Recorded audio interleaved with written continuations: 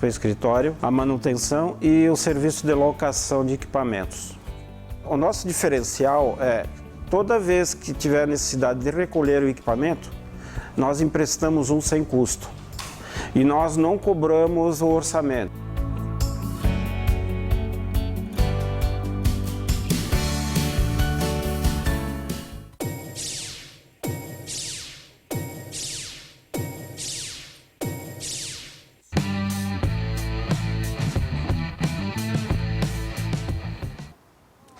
Alô, amigos, muito boa tarde. Está começando o Debate Bola desta sexta-feira, 21 de fevereiro de 2020, até 1h30 da tarde, recebendo convidados qualificados para debatermos sobre o futebol da nossa região, que é o futebol do Vale dos Sinos, futebol gaúcho, brasileiro e internacional. Amanhã, sábado, tem a decisão do primeiro turno do Campeonato Gaúcho entre Caxias e Grêmio. Sem dúvida nenhuma, um grande jogo. E que bom, né, que o interior do Rio Grande do Sul está chegando novamente, embora seja a decisão de um turno, mas o interior está chegando de novo, assim como aconteceu em 2017, quando o Novo Hamburgo foi campeão gaúcho. Tomara, sempre torço para o interior chegar aí às finais do campeonato estadual. Está acontecendo com o Caxias agora na final de turno. Amanhã, Caxias e Grêmio. Vamos falar também sobre o Esporte Clube Novo Hamburgo, que está chegando aí na reta final de preparação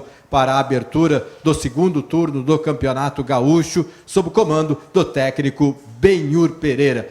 Vamos debater todos esses assuntos até 1h30 da tarde e vamos falar também sobre o patrimônio do Novo Hamburgo, como está a organização do Novo Hamburgo, sob o comando aí da vice-presidente de patrimônio, do Rafael Weber. E também vamos falar sobre a preparação física, né? Momento aí de mudança de turno, o que é necessário manter e tal.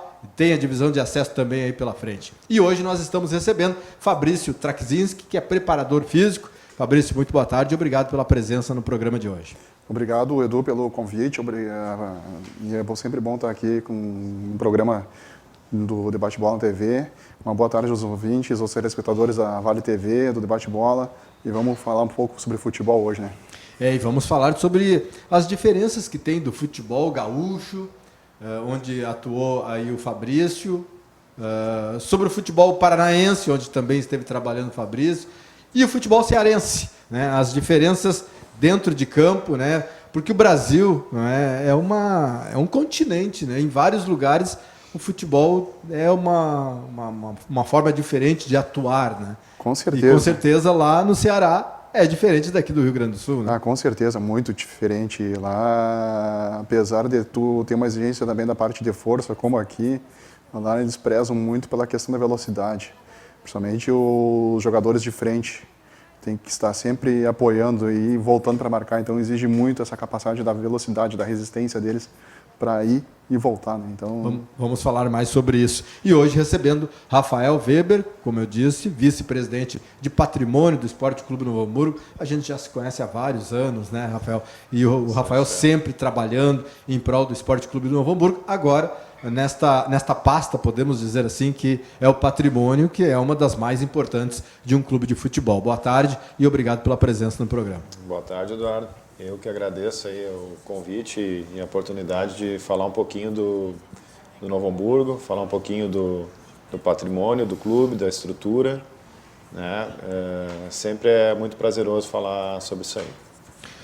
E já vamos começar falando a respeito do que está sendo feito e do que foi feito pelo patrimônio nos últimos tempos, aí para a gente ampliar um pouquinho mais e debater sobre o assunto, Rafael. Eduardo, eu vou falar um pouquinho então desde o momento que eu cheguei lá no Novo Hamburgo, né, que foi a convite do ex-presidente Daniel Maier, em outubro de 2015. Né, a gente já tinha uma amizade de muitos anos, assim, que foi construída olhando o jogo do Novo Hamburgo no estádio, né, desde Santa Rosa, né.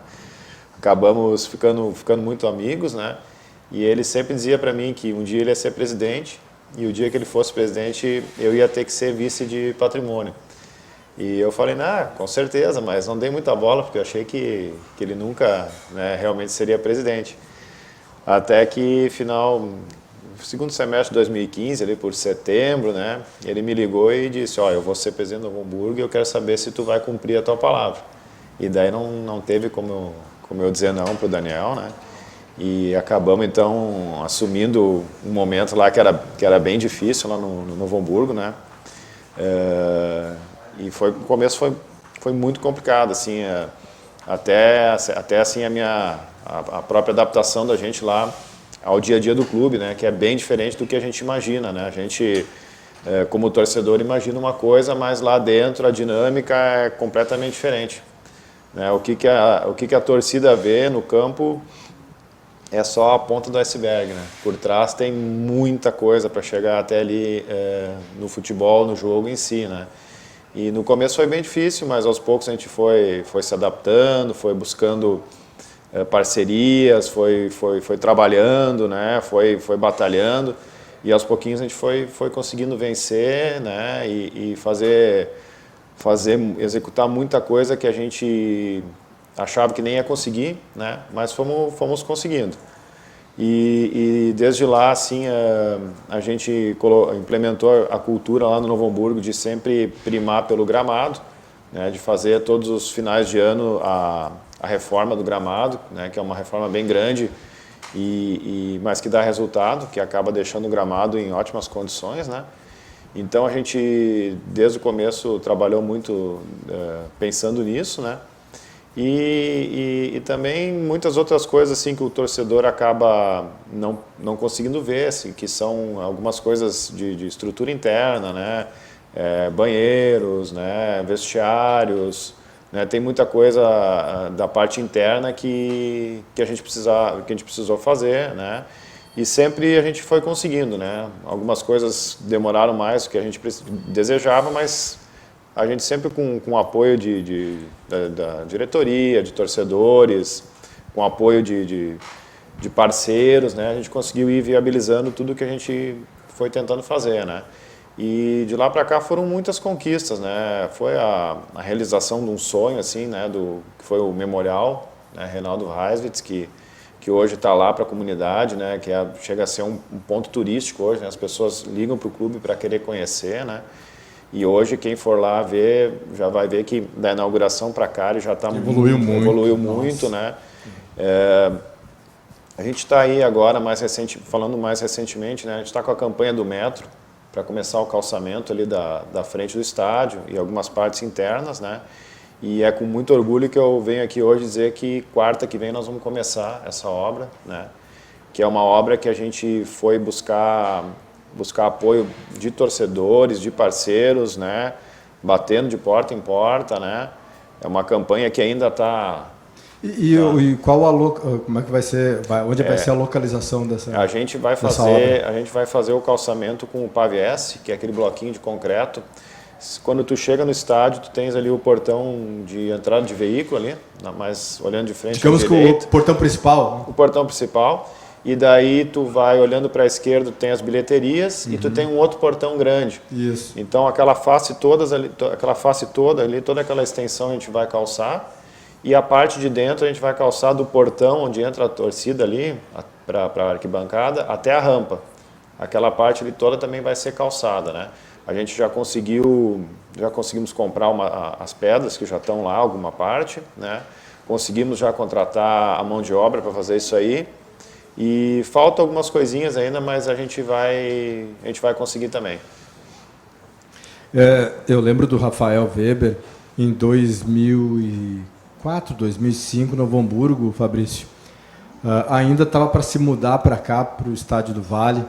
E acho que foi a Fogonil, né, que fez sim. Movimento para conseguir tijolos, lembra? A gente fez... fez uma campanha, né, para sim. conseguir tijolos para ajudar a construir ou agregar, né, no que já tinha, né, para a construção de uma parte interna, né, do Estádio do Vale. Legal. A gente tinha...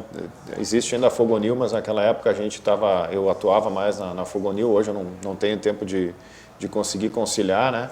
Mas naquela época surgiu a ideia da turma ali de fazer um meio frango, e reverter todo o lucro para ajudar na compra de material para o estádio, né? E no primeiro meio frango a gente comprou 12 mil tijolos com lucro, que foi feito os muros. E no segundo a gente comprou a terra que foi usada para fazer o gramado, né? Que é uma terra especial. Né?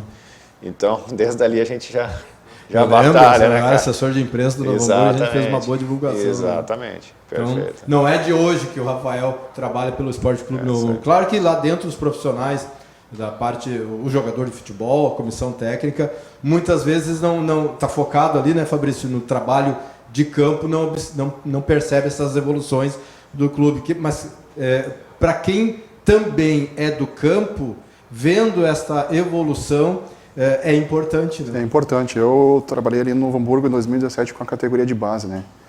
E desde que eu saí, passando por outros clubes e disputando jogos em outros locais, no caso, em outras praças esportivas, uma coisa que eu digo assim, ó, como dá gosto se tu vir jogar aqui no Estádio do Vale aqui, ou sendo do Novo Hamburgo na categoria de base, ou vindo contra, por causa que tu não tem um ambiente tão bom para te utilizar quanto ali o Estádio do Vale, seja em termos de vestiário, seja em termos de campo. Então, dá um gosto muito bom. E para o profissional que trabalha no clube, isso também, acho que o profissional do campo se sente valorizado também, vê, né, Rafael, a movimentação ali de obras e tal, o cara pegou, o clube está crescendo. Isso é importante também para vocês.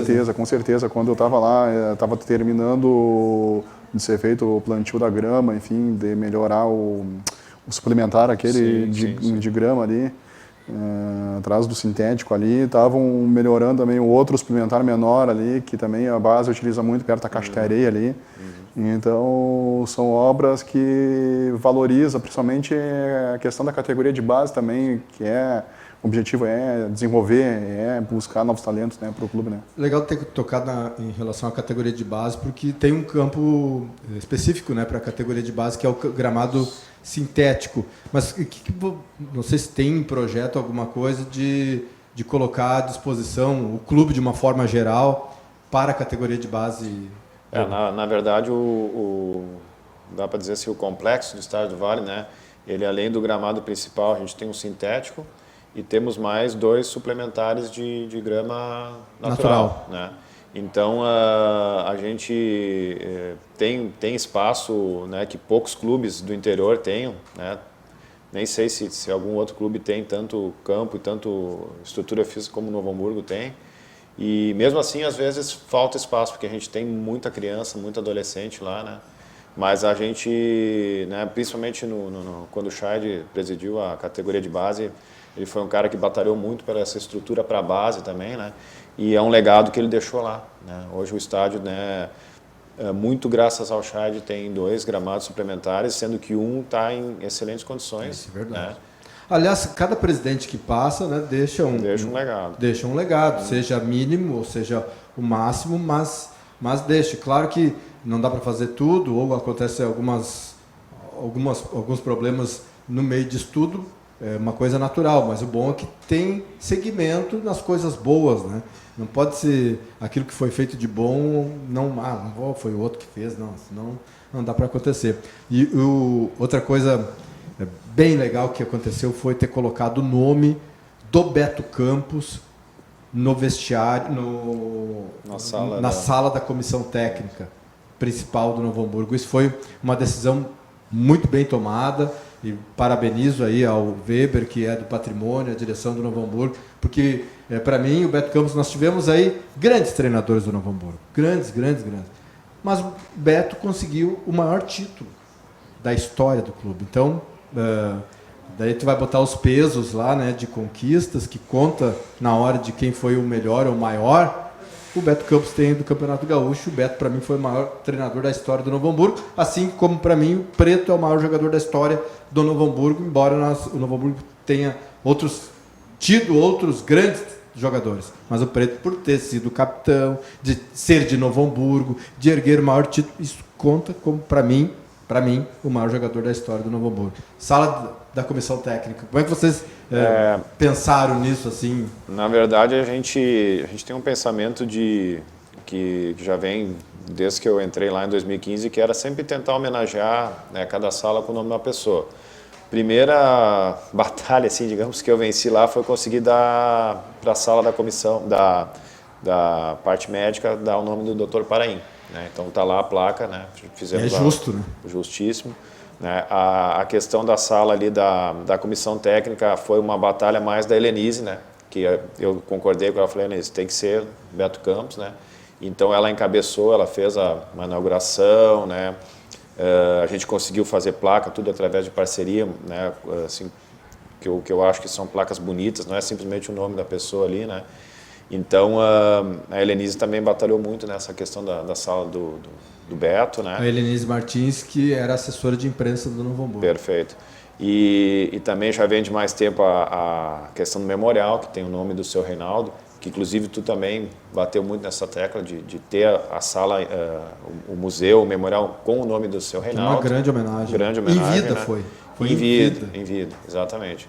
Então, eu acho que é importante a gente sempre ter esse carinho com as pessoas que passaram por ali, né? Ter esse reconhecimento, né? A gente tem outras salas e a gente tem os campos suplementares que a gente também tem ideia de nomear. Eu vou dar uma sugestão que eu já falei no programa aqui.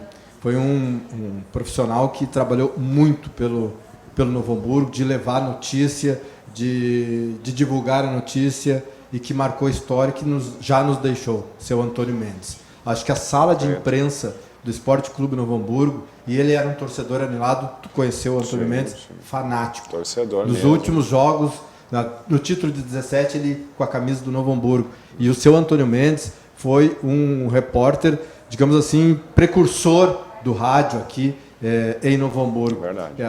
Uma sugestão, né? Acho que a sala de imprensa poderia levar o nome do seu Antônio Mendes, fica aí uma sugestão. Antônio Mendes, que uma figura fantástica, que nós todos conhecemos. E o Antônio Mendes, lá dentro do clube, é uma figura que todo mundo gostava, né? Então, com certeza, é uma sugestão muito bem lembrada e quem sabe logo a gente vai ter essa surpresa. Que legal, assim, o Antônio Mendes, cara, me ensinou muito no rádio, muito, né, como profissional, e sempre incentivou. E para o profissional do campo isso é importante também ter essas pessoas que incentivam, assim como tem o Rafael deve ter assim aquelas pessoas que ele, esse aí é o que eu tenho que daqui a pouco ter um norte. Tu tem também? Fabrício? Tenho, principalmente quando você referiu ao Beto, né? O Beto foi um profissional que dava gosto de ver ele trabalhar no campo, no dia a dia. E sempre mantendo o equilíbrio, né? Sempre mantendo o equilíbrio, né? Tudo. Impressionante. Enfim, então, às vezes eu chegava mais cedo, às vezes, para trabalhar e via os treinamentos do profissional, o trabalho dele, enfim, era fora de série. É um profissional, hoje em dia, que está fazendo muita falta no nosso futebol, não só gaúcho, como no futebol brasileiro. Faz falta. E o filho dele, o William Campos, agora comandante do Futebol Clube Santa Cruz, está seguindo o mesmo passo. Aliás, o William está ficando cada vez mais parecido, né? Sim, com o Beto com Campos. certeza. É impressionante. O tom de voz é incrível. Tomara que tenha o mesmo sucesso, né, como treinador. Né? Sim, o William vai ter, eu acho, um sucesso muito grande. Por causa que eu já conversei com ele em algumas oportunidades, principalmente por telefone, pessoalmente ainda não. Mas tu vendo ele falar o que ele pensa de futebol, olha, o Santa Cruz só tem a ganhar com um profissional que nem ele. E eu acho que vai ser, para mim, já pensando em terceira divisão gaúcha, na segunda divisão, enfim, na terceirona gaúcha, é um dos clubes hoje, para mim, candidatos a subir. Legal, até seria bom, né, Weber, ter a volta de um clube tão tradicional que é o Santa Cruz, né? O Santa Cruz é super tradicional no interior e também uma cidade que tem, né, ligação com o futebol, né? Então o Santa Cruz seria bem importante aí voltar ao convívio, né? Com certeza. E Novo Hamburgo e Santa Cruz são, digamos assim, que são irmãs, né? Exato. Irmãs de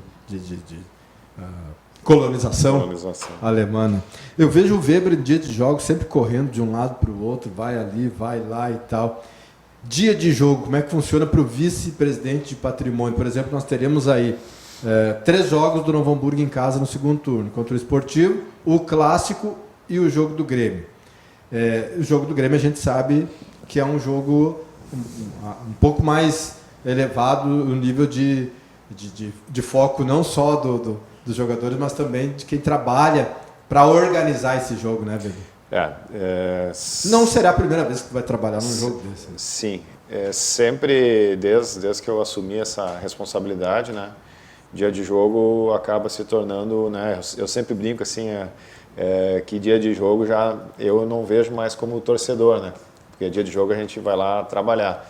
Então eu tenho que estar no mínimo 3 horas antes de cada jogo lá, porque tem toda a questão, né, cara, é bandeirinha, é a marcação do campo, são coisinhas, queimou um chuveiro, uma tomada lá na cabine que não está funcionando, é um refletor, é um vestiário, então envolve bastante, né? Então a gente realmente... tem que ter uma equipe ali também já preparada. Com né? certeza, a gente tem pessoas lá que, se não fosse, por exemplo, o nosso funcionário lá, o Luiz, hoje, que é a pessoa que cuida do gramado e cuida dessa parte toda, né? Que é um profissional que veio a agregar muito agora no final do ano, né? Nós contratamos ele lá e deu um salto de qualidade, né? Porque ele é um cara que batalha bastante também, né? Então, esses dias de jogos são bem difíceis, eu diria assim, bem trabalhosos, né? Mas a recompensa, né? Consegue prestar atenção no jogo? Não, depois... Dá uma espiada assim? Sim. Depois a gente, né, dá aquela aliviada para olhar um pouco o jogo, mas mesmo assim tem que estar com o celular no bolso, que daqui a pouco tem uma que outra coisinha, né? Agora o gramado, não sei se o Fabrício, acho que não, porque o Fabrício estava trabalhando no futebol cearense, o gramado do estádio do Vale está muito bonito. Eu vi o jogo... Muito bonito. Acho que talvez se chovesse aí umas 2 semanas direto, poderia tornar um pouquinho mais verde a grama, mas isso não dificulta a questão da bola rolar. Ele só está um pouco desgastado, parece que desbotado, porque não choveu, né, Weber? Eu estou errado. Sim. O gramado está em perfeitas condições. Eu tenho acompanhado os jogos aqui. Perfeitas condições. O campo ali está excelente. Isso a gente conseguiu muito graças a essas reformas que a gente faz sempre todo final de ano, né? Porque é uma reforma bem drástica, eu diria assim, né? Porque a gente faz a perfuração do solo, a gente faz o aeramento, a adubagem, né? É uma série de trabalhos que a gente tem que fazer todo ano e graças a esse trabalho que o gramado sempre está em condições e também a manutenção, né? Que a gente tem que estar 2 vezes por semana cortando, tem que adubar, tem que molhar. Né? E esse ano, realmente, a estiagem pegou bem na época do gauchão, né? E dificultou muito o trabalho lá, né? Porque a gente tem que molhar muito mais do que molharia normalmente, porque a gente tem um sistema de irrigação muito bom, mas não é como uma chuva, né? Ele molha bem, mas a água não penetra e não é igual como uma chuva, né? Então, o gramado está bom, mas poderia estar ainda melhor. Poderia estar melhor. E eu falei na questão do gramado exatamente para trazer o Fabrício para o debate, porque o próprio preparador físico, né, antes de iniciar a pré-temporada e durante o campeonato rolando, que tem que fazer as manutenções, como os preparadores físicos falam, é importante ter um gramado bom. Né? Com certeza. Em condições boas da prática do futebol, né, não aquele gramado cheio de buraco, né, Fabrício? Com certeza. Para vocês, preparadores físicos, é o ideal, né? É o ideal, não, sim. Como digo, o gramado ali do Novo Hamburgo, ali do Vale, ali, dá gosto de trabalhar pela questão da bola poder rolar mais fácil, tanto na hora de tu fazer um trabalho mais físico, propriamente dito, ou como fazer um trabalho mais físico, técnico, uma posse de bola, um campo reduzido, ele facilita isso, né? Facilita o trabalho, e não só no dia a dia de trabalho, como no dia de jogo também, no aquecimento. Então, mesmo tu vindo jogar contra o Novo Hamburgo, para o time que tem um toque de bola, também favorece também, por causa que a bola não vai ir toda ela desnivelada para o companheiro. Ou seja, teremos futebol, né? Teremos futebol. E hoje em dia são poucos campos aqui no estado hoje que oferecem essa condição de ter a bola rolando, a não ser as arenas, no caso, enfim, o Jacone ali, o Centenário, eu acho que o Vale estaria hoje entre os 5 campos que facilitam esse desenrolar no futebol. Eu acredito que sim, porque nós temos aí, embora os gramados, né, Weber, no interior, principalmente da Série A, da elite do futebol gaúcho, tenha melhorado muito, né? Muito, nós temos aí o Grêmio Internacional, que já tem há muitos e muitos e muitos anos a grama em perfeitas condições. O Jacone. O do Brasil também está em boas condições, né? Mas isso se deve muito, Eduardo, à federação, porque a federação ela exige que os clubes da primeira divisão mantém um gramado em boas condições, né? Então eles mandam sempre, antes de cada campeonato, um profissional para dar uma olhada nos gramados, né? Inclusive também... tem Era a Maristela que estava, né? Tem a agrônoma Maristela, contratada, né? Maristela que ela tava. faz um trabalho para a federação e a federação estima muito que os campos estejam em ótimas condições, né? Então isso ajudou a melhorar os gramados do interior. Mas quando a gente faz a reforma dos nossos campos, inclusive esse ano a gente fez até do suplementar, que foi a primeira vez que a gente fez, né? E o pessoal da empresa que faz essa reforma, ele sempre comenta que o gramado do Novo Hamburgo, aí, tirando o dupla Grenal, é top, né? É top. Se bem que a Arena do Grêmio sofre com a questão campo, né? Porque tem shows, né? Agora até estava lendo a semana que estão querendo colocar grama sintética, né? Por isso que o Palmeiras Já se adiantou, já se adiantou e colocou, porque, na verdade, assim, no caso do Grêmio, há todo esse imbróglio aí, né, envolvendo a empresa que fez o estádio, né? E até essa semana o presidente Romildo disse que está muito difícil, né, de o Grêmio fazer a aquisição de forma definitiva da arena. E a arena do Palmeiras também não é assim 100% do Palmeiras, né? Aliás, as arenas pelo mundo, elas são assim, né? De ser multiuso, como se fala. Né? Em relação ao campo do Grêmio, né? Como a gente está trabalhando nessa parte de campo, a gente acaba ficando amigo de pessoas que são responsáveis por outros gramados, né? Então, o campo do Grêmio ele sofre muito no inverno, porque a arena é muito vertical, a arquibancada, né? Então ali não pega sol, pega muito pouco sol. Então no inverno então, muito por isso difícil, que a gente observa, quando terminam os jogos, por exemplo, tem uma tela de fora a fora, do bandeira do escanteio até a outra, de luzes. Lá no gramado do Grêmio, no inverno eles têm que ficar com os holofotes especiais a noite inteira, tocando luz na grama. Exatamente. Porque por causa desse sombreamento que tem lá, né? Então o Grêmio tem um problema sério lá e provavelmente eles vão ter que partir para uma grama sintética, uma grama que na verdade é misturada, né? Sintética com natural. Tipo do Atlético Paranaense.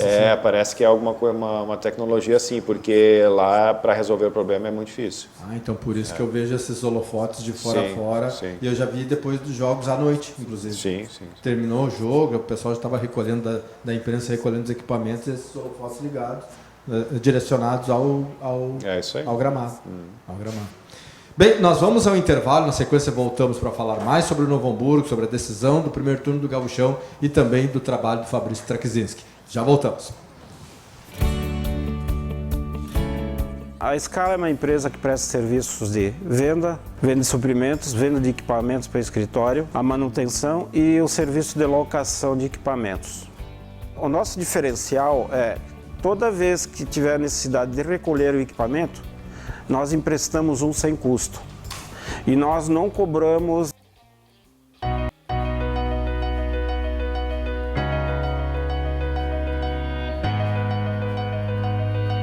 Falando um pouco dos 30 anos da Forrotec, uma empresa que se estabeleceu no mercado setor calçadista de componentes em Novo Hamburgo e vem nesse tempo todo desenvolvendo produtos de alta performance, de qualidade para o setor calçadista, moveleiro e artefatos.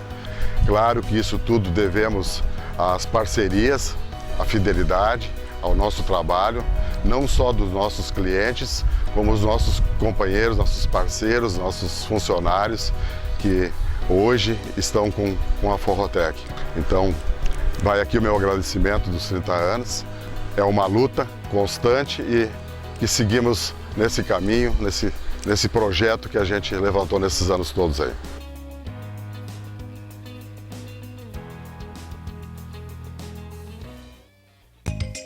Está com dificuldades de consolidar o seu negócio? Custo tributário elevado, processos trabalhistas, falta de informações contábeis, custeio, entre outros problemas?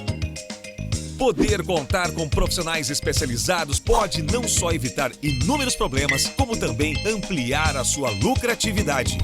Sediada em Novo Hamburgo, no Vale dos Sinos, A Campal preza pela ética, seriedade, respeito e tratamento personalizado e individualizado a seus clientes. Além de acompanhar a legislação, executa toda a rotina fiscal, contábil, pessoal e previdenciária. Uma empresa com mais de 30 anos de atividades no mercado, formada por profissionais competentes, experientes e prontos para dar o suporte que sua empresa precisa. A Campal trabalha para seus clientes, sócios, funcionários, comunidade e familiares. Desejamos e trabalhamos para o seu sucesso. Almejamos que prospere e que tenha conhecimento para construir bases sólidas, inspiradas nos seus princípios e valores. Teremos o maior prazer em recebê-lo. Venha nos visitar!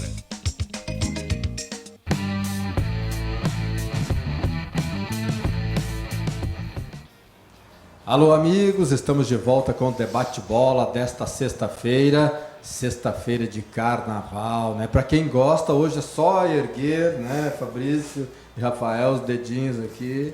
Para quem não gosta, vai para a serra, ir para o litoral. É bom para quem gosta, né, da muvuca até segunda, terça-feira, até quarta-feira de cinzas pela manhã. Para quem gosta da muvuca no litoral, é ótimo, né? Essa minha fase, o Rafael, já passou. Ei, Fabrício. Eu, em seguida mais, eu estarei no bar de carnaval adulto da Sojipa ali. Opa, da Sojipa. E aqui também tivemos o nosso preto e branco no Atiradores. Hoje, sexta-feira, tem do vermelho e branco na ginástica, baile tradicionalíssimo. Então, para quem gosta de carnaval, é um prato cheio, né? Prato cheio. Debate Bola desta sexta-feira está recebendo o vice-presidente de patrimônio de Novo Hamburgo, Rafael Weber, desde 2015. Né? É legal essa sequência, né? Porque troca a direção, troca a presidência, mas o vice de patrimônio, isso é importante porque ele já conhece, né, Fabrício? Sim. Eu acho muito legal a sequência de trabalho em todos os campos, né, profissionais. E estamos recebendo o Fabrício Traquizinski, que é preparador físico. E Rafael, preparador físico, não é fácil botar a galera em campo para jogar. Eu vejo assim que muitos jogadores que chegam para trabalhar visando o primeiro semestre, os campeonatos estaduais, tem muitos que estão há 6 meses sem jogar, outros há 3 meses sem estar em campo, tem uns que estão há 1 semana sem jogar, estão ali ainda, né, na ativa, outros que ficam 1 ano sem emprego, tem que ir lá também. Como é que o preparador físico faz para organizar essa parte física para um grupo de jogadores que eu citei agora, que uns estão há 6 meses sem jogar, outros há 1 semana, outros há 3 meses? Não deve ser fácil, né? Porque todos têm que entrar no mesmo ritmo para começar uma temporada. Isso não é fácil, Eduardo. Agora mesmo, lá no Ceará, lá no Barbária, lá, quando a gente começou os trabalhos ali em dezembro, ali, né? Todos os jogadores, eu tive contato com eles já previamente, antes de começar os trabalhos em si. 30 dias, 40 dias, eu ia mantendo contato com eles e vendo como é que eles estavam a situação. E aí, em cima disso, eu comecei a pegar e buscar material deles, da temporada, para ver certinho. Lá no Barbalha Futebol Clube, isso, lá no Barbalha, Ceará, né? lá no Ceará, isso. Eu procurei material deles para ver onde que eles estavam, o que eles estavam fazendo. E como tu falou, tinha jogadores que a gente ia começar a pré-temporada dia 2 de dezembro, até 2 semanas antes, estavam jogando as terceiras do Paraná, estavam jogando Copas, estavam jogando as copinhas do segundo semestre, que alguns estados têm, como aqui no Rio Grande do Sul. E então, em cima disso, procurei fazer um planejamento. Calma aí, eu não posso deixar de focar naquele cara que está há 6 meses, 7 meses, até 1 ano, como podemos falar, parado, e também não posso também dar uma carga muito alta nesse cara que está vindo numa atividade. Enfim, eu tenho que saber dosar. Por causa que, às vezes, tu acaba forçando muito com o cara que está já mais condicionado, digamos assim, apesar de acontecer um destreino, uma parada, no caso não digo um destreino, mas uma parada de 3 semanas, ele perde um pouco, mas não chega a ser muito que nem um cara de 6 meses. Então, procurei dosar, fazer uma quantificação de carga de trabalho, que eu não quebrasse nenhum e não prejudicasse nem o cara que não acontecerem as lesões, não acontecer famosas lesões musculares, né? Não, hein, Rafael, quando o torcedor está lá na arquibancada e vê o time jogando, nem imagina que algumas situações possam acontecer para não dar certo lá dentro. Né? E ainda mais que o gauchão é tiro curto, né? Então... O cearense é pior, Rafael, tu não tem noção. É muito difícil tu pegar um grupo, né, tão diferente, né? E preparar e deixar 100% num campeonato... Uma Copa, bem dizer, né? Um campeonato, então... O primeiro turno do Gauchão foi quarto domingo. Agora que vai ter um pouquinho mais de uma semana de espaço, né? No segundo turno. Mas o cearense, Eduardo, é pior ainda, Rafa. Tu não tem noção. Teve uma primeira fase, né? A primeira fase, assim, ó, que é de matar. Até agora, antes de entrar nesse detalhe, estão discutindo já para ver se muda isso o próximo ano, por causa que, assim, ó, é desumano tu jogar 7 jogos decisivos em 20, 21 dias. Era 5 de janeiro já estava em campo. 5 de janeiro estava em campo. Na primeira fase, Rafa, acabou dia 23, 26 de janeiro, se não me engano. Enfim, com jogos quarta e domingo e quarta, enfim. E assim, ó, sendo que isso, nesses 7 dias, 2 equipes já não jogam mais durante todo 2020. Isso não dá para entender. O Fabrício me explicava, Rafael, em relação às vezes a gente reclama do nosso regulamento aqui do Campeonato Gaúcho, mas esse lá do Cearense é impressionante. 8 equipes disputavam uma primeira parte do campeonato em um mês. As 2 equipes que não se classificaram para jogar com Fortaleza e Ceará já estavam sem atividade. Aí também isso envolve a questão do patrimônio, a questão fora de campo. Como é que tu vai buscar patrocínio, arrumar gramado, despender dinheiro para fazer ajustes no campo, se tu vai jogar um mês? É muito difícil. E outra, assim, aqui já são 3 meses, né? Já fica difícil. Aqui já é complicado, imagina lá. E agora, o que acontece na segunda fase cearense? Às vezes as equipes ficam 10 a 15 dias sem pisar no campo. Por causa que aí o Ceará está envolvido com a Copa do Nordeste, com a Copa do Brasil, Fortaleza, Sul-Americano e Copa do Nordeste. Aí às vezes tu fica 15 dias sem jogar. Tem rodada mesmo, tu estava vendo a tabela assim, ó, tem rodada que começa agora, que vai acabar só no dia 1º de março. Enfim, tem rodada que começa antes dessa acabar. Tem time que já vai estar com 5 jogos nessa segunda fase, tem outros times que vão estar com 2, 3. Então é muito ruim o formulismo deles. Os estaduais, eles são um problema para os considerados grandes clubes do futebol brasileiro. Eu acho o estadual sensacional, adoro o Campeonato Gaúcho, os outros estaduais. Mas para os clubes grandes, ele está se tornando um problema e olha... não duvido que daqui a alguns anos os estaduais possam estar acabando. Imagina como será para os clubes que dependem do estadual. E não é só o clube e não só os jogadores, mas tem toda uma questão de fora do estádio, né? O cara que vende pipoca, o cara que vende churrasquinho, aqueles que trabalham no dia a dia do clube, né, Rafael? Os estaduais, na verdade, vão ter que ser reinventados, né? Senão corre o risco de acabar.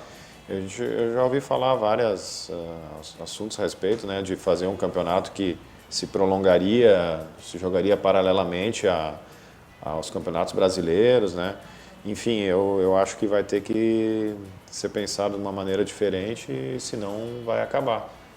Ou também poderia se pensar em fazer mais divisões do Campeonato Brasileiro e englobar, né? Isso já é uma ideia que eu já tenho faz tempo. Também seria uma Série maneira, E, né? Na Série E, seja lá que for, lá, por causa que não adianta. Para ter atividade, por causa que às vezes tu joga um estadual, tu acabou a participação no estadual. Quem não tem vaga na Série D, na Série C ou Série B do brasileiro, enfim, a segurada vai ficar, bem dizer, se não for disputar a Copinha, fica no... Tipo o Veranópolis, quando disputava a Série A gaúcha. Ficava do começo de abril até o próximo final de ano, no caso, esperando para começar. Imagina para quem cai, né? Imagina. O Veranópolis foi um que caiu, né? Que tem uma estrutura... Sim, mas sempre foi bastante elogiado. 15 de novembro teve que fechar as portas. Teve que fechar. Na verdade, se tu não... Os clubes que não têm calendário de campeonato brasileiro, é difícil de tu conseguir sócio, é difícil de tu conseguir patrocínio. É complicado. Nós muito tivemos difícil. aí o Novo Hamburgo conquistando o título gaúcho de 2017, que não... A gente pensava que poderia, né, Rafael, dar um passo a mais, dar uma alavancada na questão de vinda de sócios, mas não aconteceu, né? Eu costumo dizer que em algumas coisas não saíram como a gente imaginou com o título, né? Mas outras, por outro lado, foram muito benéficas para o Novo Hamburgo, né? Não tenho dúvida. Não só o título, mas o Novo Hamburgo se tornou um clube muito reconhecido, né? A gente são pessoas que vêm procurar o Novo Hamburgo do Brasil inteiro. Hoje o Novo Hamburgo é um clube que é conhecido em todo o Brasil, né? Então, infelizmente, a gente não conseguiu dar aquela sequência em termos de calendário, né? Porque o clube que não tem um calendário de ano inteiro vai estar sempre remando. Eu sempre digo aqui, o clube do interior. Eu não estou me referindo ao Novo Hamburgo, é um clube do interior de uma forma geral do Brasil, que não estiver, no mínimo, numa Série C, mas isso vai ter que passar por uma D, talvez por uma E, D, para chegar numa C. No mínimo, numa Série C, está correndo sérios riscos. Exatamente. Sérios riscos, porque cada vez mais será um calendário nacional. E a Série C, hoje em dia, né, ela estar numa Série C, que nem o Ipiranga, por exemplo, onde o Ipiranga está, é tudo que um clube do interior quer. E aí tem toda aquela questão de início de preparação, de montagem de grupo de jogadores. Chega lá a disputa entre Ipiranga e Novo Hamburgo, por exemplo. O jogador está lá, vai ou não vai? Vou para onde? Ipiranga ou Novo Hamburgo? O Novo Hamburgo está oferecendo aí 10 mil reais. Vem o Ipiranga com 6 mil reais. Mas para o ano todo, para onde vai o jogador? Vai para o Ipiranga. Vai para o Ipiranga. Sem falar que é muito difícil tu fazer um bom time sem ter continuidade, né? Então o que acontece com o Novo Hamburgo hoje? Termina o gauchão, desmonta o time, né? E é um time bom, se tiver sequência. E é um time que se tiver, como foi do ano passado o gauchão, né? Se ele tivesse sequência, a gente podia estar hoje disputando Terminou em título. quinto Novo Hamburgo. Sim. Né? Então, em termos de futebol é muito difícil, né? Porque tu não consegue dar sequência. Então, não adianta, a gente vai ter que continuar na luta para conseguir um calendário nacional, senão a gente vai estar sempre com essa dificuldade. E deu azar que o Novo Hamburgo, sempre quando esteve na D, foi uma transição, né? Ali em 16, depois 17, quando conquistou o título. Sempre foi uma transição muito difícil, ali saindo do estadual e indo para uma Série D, que, aliás, esse ano muda, né? Teremos mais jogos, teremos mais tempo de trabalho. A Série D até o ano passado era um mês, cara. Um mês, tu tinha que formar um time para um mês, 6 jogos.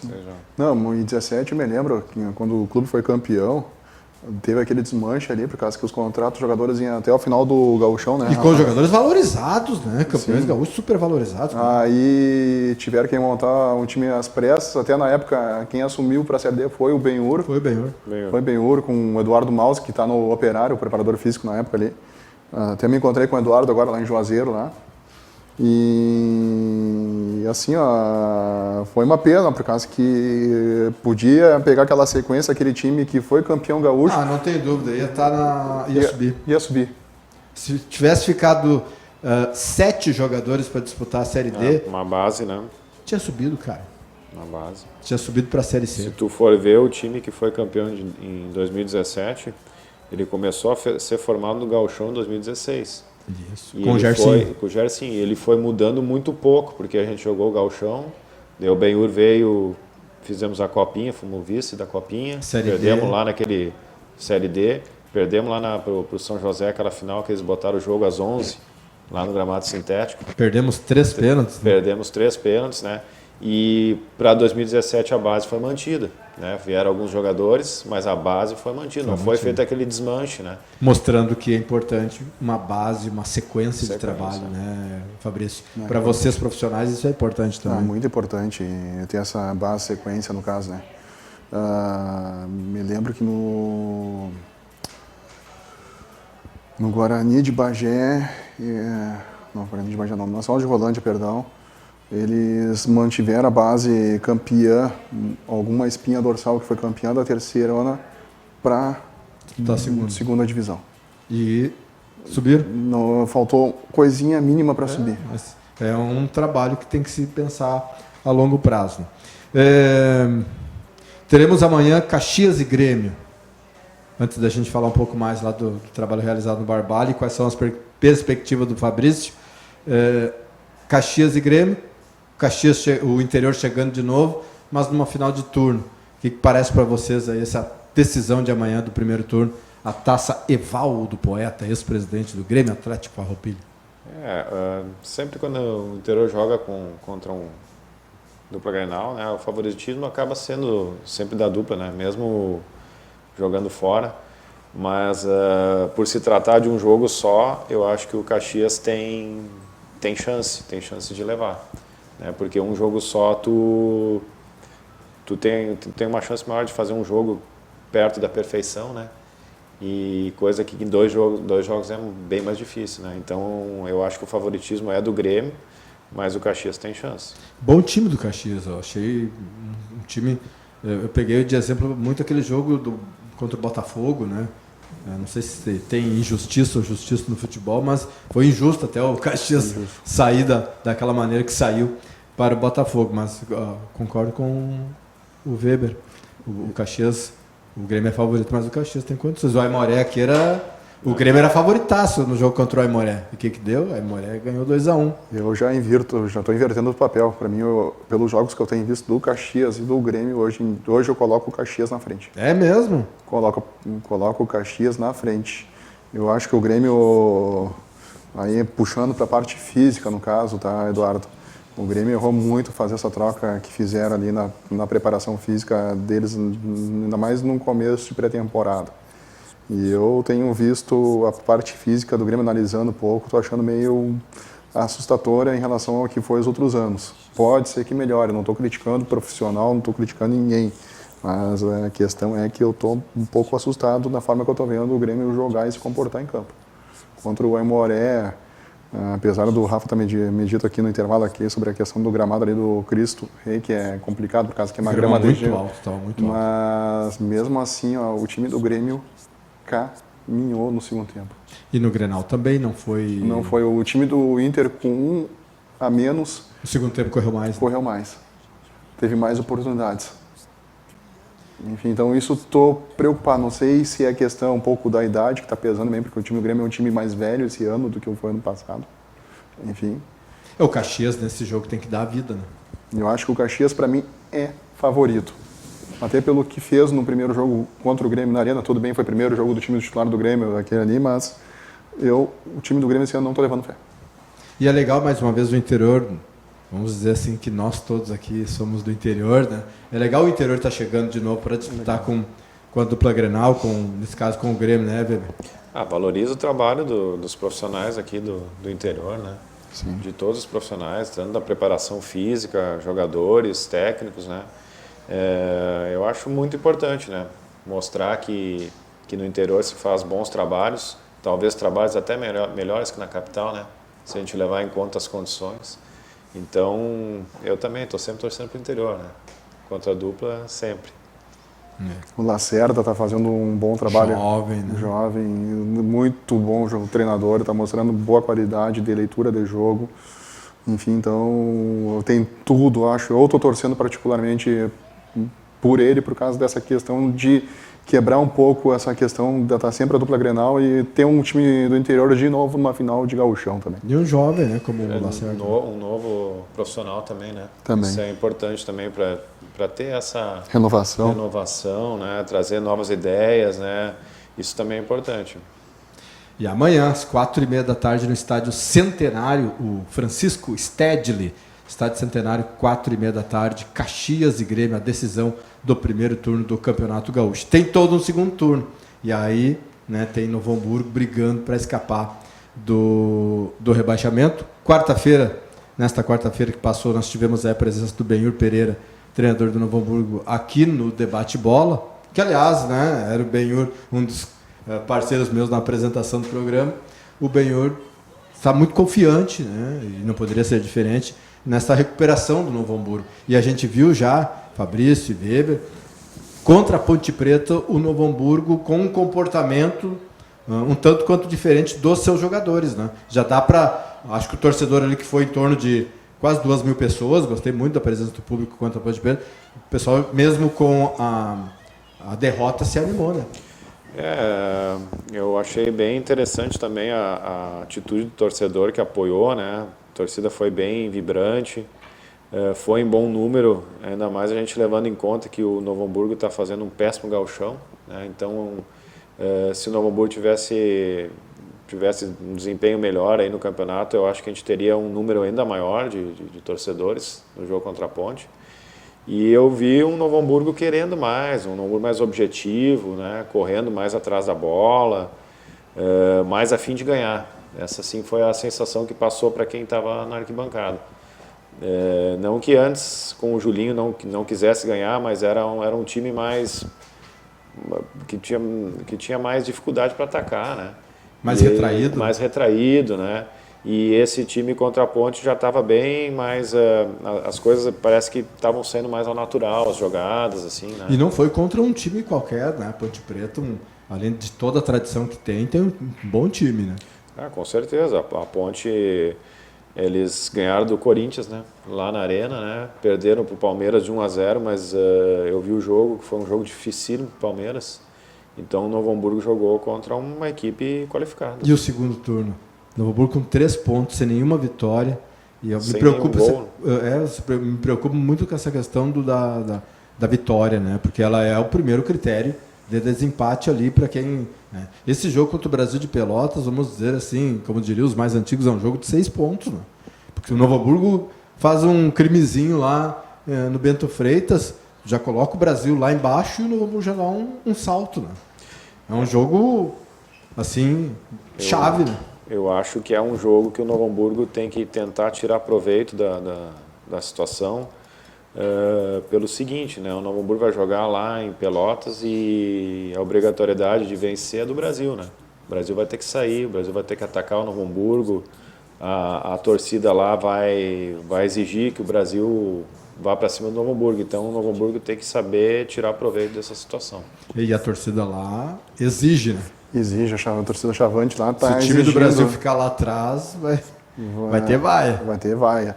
Não, a torcida Chavante lá apoia bastante, mas eu vejo... Mas assim, apoia e cobra, né? Apoia e cobra. Mas eu digo assim, para mim hoje, com a vinda do Benhur para o Noia, eu até não duvido que o Benhur não consiga a classificação, por causa que o grupo em si de jogadores é bom. Só que eu acho que não estava sendo muito bem administradas as peças dentro de campo. Enfim, eu acho que agora com o Benhur tem tudo para fazer um segundo turno bem melhor do que foi o primeiro. E eu acho que começa com uma vitória diante do Brasil de Pelotas. Depois seria ótimo, né? E depois buscando mais uma vitória né? aqui contra o Esportivo. Apesar do Esportivo estar uma equipe um pouco mais encaixada do que o Brasil de Pelotas. Já está com 8 pontos aí, né? Enfim. E a confiança é importante também, né? A gente... Importante. Até o Eduardo e o restante da imprensa que convivem ali, e nós também, a gente vê que a confiança é muito importante. Quando os jogadores estão confiantes, não é um passe, dá tudo certo. Então, eu acho que no momento que o Novo Hamburgo fizer uma vitória, aí, eu acho que retoma a confiança e daí o futebol começa a sair mais ao natural também. Acho que esse gol que o Novo Hamburgo marcou já... A não própria atuação, né? Vinha fazendo gol. E aí o centroavante fez o gol, embora tenha perdido o gol, o pênalti, mas fez gol já. E era muito cobrado o time do Julinho por não fazer gol. Exatamente. E fez. Então isso já também né, tira o peso das costas. Aliás, o jogo do Novo Hamburgo com o Brasil de Pelotas mudou para o sábado, dia 29. Dia 29, Novo Hamburgo enfrentando o Brasil lá no estádio Bento Freitas, em Pelotas, às 7h30 da noite. 7h30 da noite, então, o jogo originalmente estava marcado para domingo, dia 1º, ele foi antecipado para sábado, às 7h30 da noite, provavelmente, né, o jogo da TV, né, se foi antecipado de domingo para sábado, às 7h30 da noite, provavelmente o jogo da TV. E o torcedor... Quando o Benhur foi anunciado, foi 100% de aprovação. Né? Isso já... O Benhur já chegou com essa aprovação. E eu não duvido, viu, Weber? Falei para o Benhur aqui na quarta-feira e falei antes também que o torcedor foi pelo fato de ter sido um jogo também contra a Ponte Preta, a Copa do Brasil, adversário diferente, que nunca veio aqui em Novo Hamburgo, mas também foi muito pelo Benhur. O torcedor gosta do Benhur. Benhur é da casa, né? Como a gente diz, né? Jogador, jogou no Novo Hamburgo, já teve na parte de... Ele foi auxiliar numa época, acho, do Gilmar, né? Foi gerente de futebol. Foi gerente, Ele tem o Novo Hamburgo realmente como a casa dele, né? Ele é da cidade, todo mundo conhece ele. E a gente vê nos olhos dele, assim, o carinho que ele tem, né? E isso transmite para os jogadores, transmite para a diretoria, né? Sai aquela frieza, assim, vem, né, uma espontaneidade, assim, uma garra diferente, né? E isso ajuda muito. E aí a gente entra naquela questão, né? O Benhur perdeu o jogo, mas no outro dia ele vai no mercado, né? Exato. Ele vai ser cobrado ali, ele vai né? Então, dói nele, né? Dói nele. Né? Ele fica aqui, né? Aqui é a cidade dele, não é que nem outros treinadores que, né, sai outro jogador, sai. O Preto também era a mesma coisa. O Preto falava isso também. O Preto sai dali do estádio, ele sente, porque ele vai ter que ir no mercado, ele vai ter que ir num bar, ele vai ter que ir num restaurante, né? Isso é diferente para quem fica, né? Sim, com certeza. E assim, uma questão para o Novo Hamburgo também, né? Teve essa parada até para o Benhur trabalhar melhor a equipe e para o Márcio também dar um apronto melhor na questão da parte física, que era o problema que se via na equipe ali, no caso, né? Nesse primeiro turno. Então, acho que a evolução que o Novo Hamburgo tem a ter agora para o segundo turno, tanto a parte técnica com o Benhur quanto a parte física com o Márcio, é muito grande, é muito vantajosa. E aí colabora com esse período de tempo que tem para se trabalhar, né? Antes do início do segundo turno do Campeonato Gaúcho. Fabrício, teu trabalho lá no Barbalha, o que dá para resumir e quais são as perspectivas? O trabalho da Barbária foi executado dentro do que foi nos ofertado de condições de trabalho, no caso, né? Algumas situações não nos ofereceram, enfim, de materiais, de estrutura, tem a questão de alimentação também para os atletas adequada, no caso que tudo isso hoje em dia pesa no futebol. Hoje em dia, eu digo assim, naquele círculo, a preparação física é uma parte, outra parte é a parte técnica e outra parte é a parte fora de campo, de alimentação, de logística, de tudo, recuperação. Mas dentro do que foi nos oferecido foi bem executado, tendo chegado ali no segundo lugar, perdido por um descuido nosso do que mérito da primeira fase da competição ali do Cearense.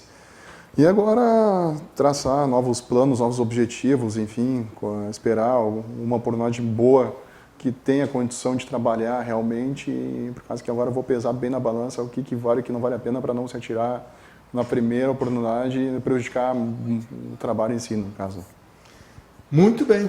Então, todo sucesso ao Fabrício Traquizinski. Muito obrigado pela presença no programa e sucesso aí no decorrer desta temporada. Eu agradeço o convite aí. Rafael Weber, vice-presidente de Patrimônio do Novo Hamburgo. Obrigado pela presença aqui. Parabéns pelo trabalho. Então, eu gostaria que tu reforçasse, né, o que tu disse no primeiro parte do programa lá, que o Novo Hamburgo vai, através do trabalho que está sendo feito por você lá, fazer mais uma obra dentro do complexo do Estado do Vale. Em primeiro lugar, agradeço muito aí o convite, Eduardo, porque, como eu tinha falado antes, assim, o trabalho do patrimônio, ele às vezes não aparece muito, né? Então, a gente, quando tem um espaço, é importante divulgar. Então, a gente, nesse momento, está focado 100% no nosso calçamento lá, na obra que vai começar quarta-feira que vem. A gente, então, conseguiu botar essa campanha na cidade, conseguimos um valor bem razoável, né? Vamos conseguir fazer até um pouco mais do que a gente imaginava e deixar assim, as pessoas bem à disposição, bem à vontade. Quem quiser contribuir, ainda pode contribuir. E como faz? A gente está com os carnês, né? Cada metro quadrado colocado, ele equivale a R$50. Então, a pessoa que contribuir com R$50, que equivale a 1 metro, ou 100, ou 150, ela vai ter direito a ter o nome dela na placa que a gente vai fazer uma placa, né? Todas as pessoas que contribuíram vão ter seu nome nessa placa como uma forma de agradecimento, né?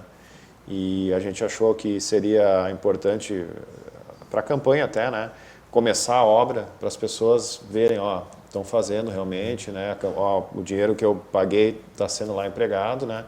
Então a gente está 100% focado nisso aí e dessa maneira a gente vai ter um estádio mais bonito, um estádio acessível, né? Que hoje, se vocês reparar, a frente ela tem muito buraco, né? Então vai ficar muito mais bonito, vai ficar muito mais confortável para o torcedor, né? E isso é uma coisa que a gente prima muito, né? Que as pessoas que frequentaram o estádio lá em 2016 e que elas voltam hoje, elas veem um clube já bem melhor, né? Em termos de estrutura. O jogador que jogou no Novo Hamburgo em 2015 e que vem jogar agora, ele vê, pô, o estádio está mais bonito, né? Evoluiu. Então, é por aí. Muito bem. Agradeço a presença do Rafael Weber, vice-presidente de patrimônio do Novo Hamburgo, do preparador físico Fabrício Traquizinski. O programa Debate Bola desta sexta-feira vai ficando por aqui. Bom feriadão a todos, bom carnaval. Voltamos com o programa ao vivo na próxima quarta-feira. Grande abraço, até mais. É isso aí.